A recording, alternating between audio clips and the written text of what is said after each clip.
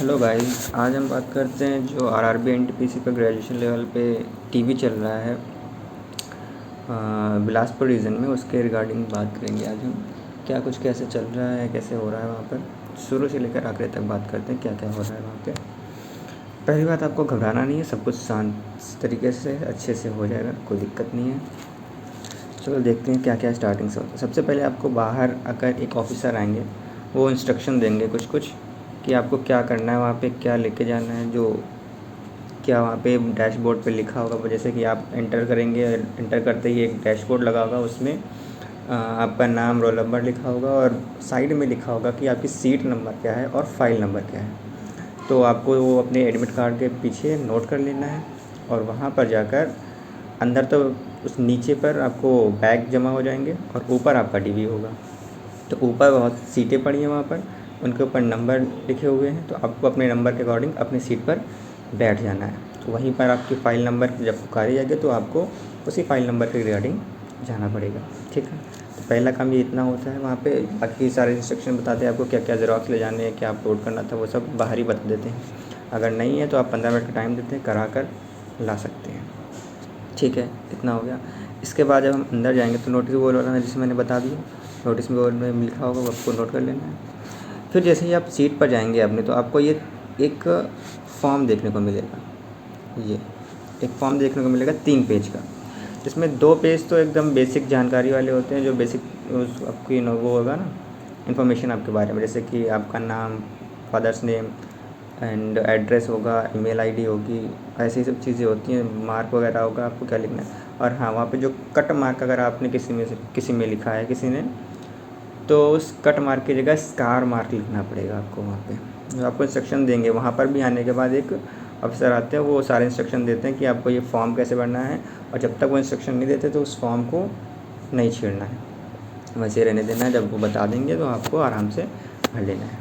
फिर उसमें 2 पेज तो बेसिक इन्फॉर्मेशन के हो गए, और एक पेज होता है जिसमें आपको सेल्फ डिक्लेरेशन लिखा होता है। ये कौन सा होता है? ये वही है जो आपने CBT 1, CBT 2 या CBAT जिन लोगों ने दिया है, टाइपिंग दिया, तो उस टाइम पे जो सेल्फ डिक्लेरेशन भरवाया जाता है वहाँ पर एडमिट कार्ड पे, उसी टाइप का यहाँ पे होगा। वहाँ पर एक और पेज रखा होगा, 2 पेज रखे होंगे, जिसमें आपका जब एग्ज़ाम हुआ होगा वो डेट पड़ी होगी, और वो जो सेल्फ डिक्लेरेशन आपने लिखा होगा एडमिट कार्ड पे, वो सारा लिखा होता है। तो उसमें से आपको डेट आपको चूज़ करनी है, उसी डेट के सामने जो भी लिखा है, जो आपने वहाँ पे लिखा होगा, वही आपको यहाँ पर एक पेज में लिखना है। तो ये सेल्फ डिक्लेरेशन वहाँ पे दिया गया है। इसीलिए बस वो जो आपका एडमिट कार्ड मांग रहे हैं, तो एडमिट कार्ड इस चीज़ के लिए मांग रहे हैं। और जब मेन आदमी जो वहाँ पर डीवी करेगा, मेन ऑफिसर करेंगे, तो वो आपका हाफ पेज वाला जो मांगते हैं, जो रिसीविंग देते हैं एडमिट कार्ड की, CBT 1 और CBT 2 की, तो वो मांगते हैं। मेरे से तो मांगा था, कुछ लोगों से नहीं भी मांगा था।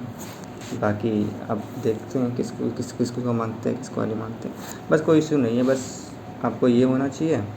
अगर एक मेरे पास एक था CBT 2 का और एक CBT 1 का नहीं मिल पाया था, कोई बात नहीं, उन्होंने ऐसे ही कर दिया था। ठीक है, फिर बात करते हैं फोर्थ जगह कि आपकी डीवी कैसे होगी। सबसे पहले आप जहाँ पर सीट पे बैठेंगे, उसके सामने 5 से 6 लोगों का एक पैनल बैठा होगा।